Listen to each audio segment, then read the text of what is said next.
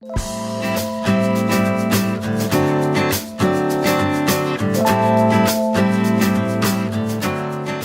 couple of months ago, in Flu, we gave a summary of a case called "In Rape Paternity of BFS," which is one of those non-published but authored opinions which can be cited for its precedential value.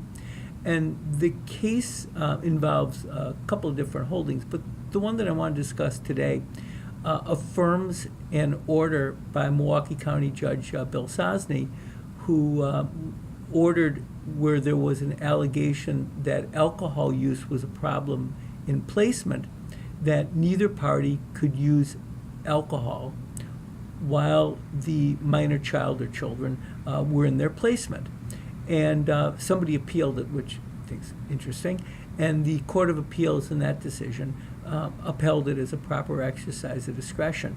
I think that holding is something we'd all agree to, that courts should have the power to do that, and that when alcohol becomes an issue in a case, and especially if it seems to be something that's used to any form of excess while a parent has the child, that the court should have the discretion to order that non-use of alcohol is a condition of having placement. Enforcing it's another issue that we won't get to today, but I want to discuss the basic issue of the use of alcohol and describe to you something that I've used a number of times in my practice and with pretty good success. It's not that I don't enjoy a good drink. I went to UW-Madison, and drinking beer was the food of choice, both as an undergrad and as a law student, and I still enjoy a glass of wine and certainly a cold beer from time to time. But I'm not divorced, and thank God, and I don't have a placement issue going on, and it's never been an issue in my life. Where it is an issue, it seems to me that the best way of handling it is to eliminate the issue entirely and take it off the table. Unlike eating food, breathing, many other things, drinking alcohol is not a necessity for life. You can get by life very easily, and some would argue in many cases even better if you don't drink at all.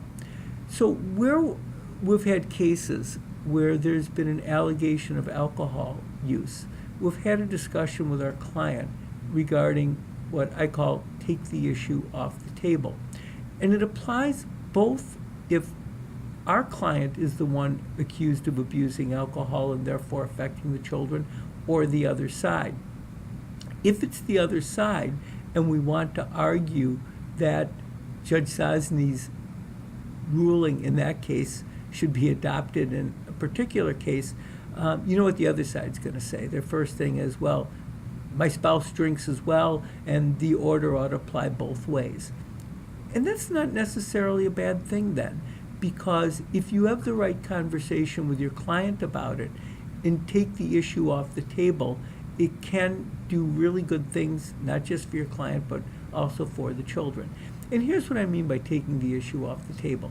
If you don't need to drink, don't. Stop. Zero. And what I've told clients is, I've said, alcohol is an issue affecting your relationship with your spouse, and more importantly, affecting your relationship with the children. You can eliminate the issue entirely. It's your choice. And you really have two choices. One is to say, no, I'm not going to do that. But if you do say that, you're indicating a character disorder, because you're putting the use of alcohol as more important in your priority list than your children. And if you think drinking alcohol is more important than your children, then we have a character issue to discuss. And don't give me your rights. Don't give me First Amendment or whatever amendment says that the U.S. Constitution says that you have the right to drink alcohol whenever you want. Because the rights we're talking about are the rights of your children to have a relationship with both parents without being endangered, either physically or emotionally, due to drinking. If you say to me, I can't stop, then we're talking about a chemical disorder. So tell me, which is the issue here? Is it a character disorder or is it a chemical disorder? If it's a character disorder, then you got some work to do to clean up your character. If it's a chemical disorder, then we have to talk about treatment. When I've had this discussion with my clients, and it doesn't happen all the time, but it's happened a few times, it's important to limit the discussion to those two choices. There's no third choice about why I have the right to do it while my other spouse doesn't.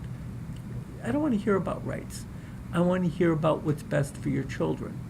And when you've established what's best for your children is that alcohol be taken off the table and that neither party drinks at all. 0 tolerance. Not one beer, not one glass of wine, not a BAC, a .0, whatever.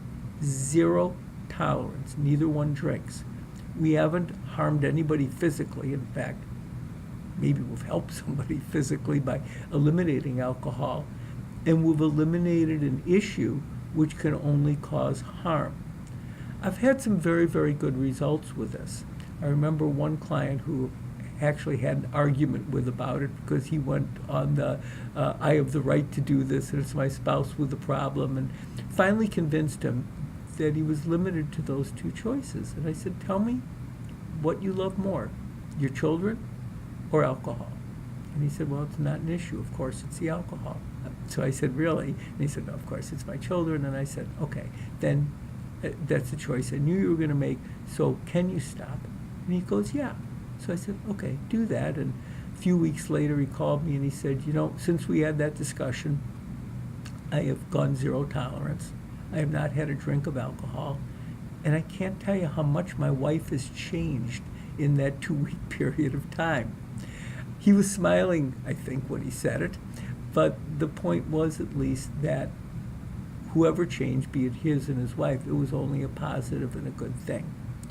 This 0 tolerance argument that it's either a character issue or a chemical issue is easier to make when we're talking to the party that has the alcohol problem, especially if it's manifest in either drunk driving arrests or something other that is objectively maintained rather than just accusations by the other side.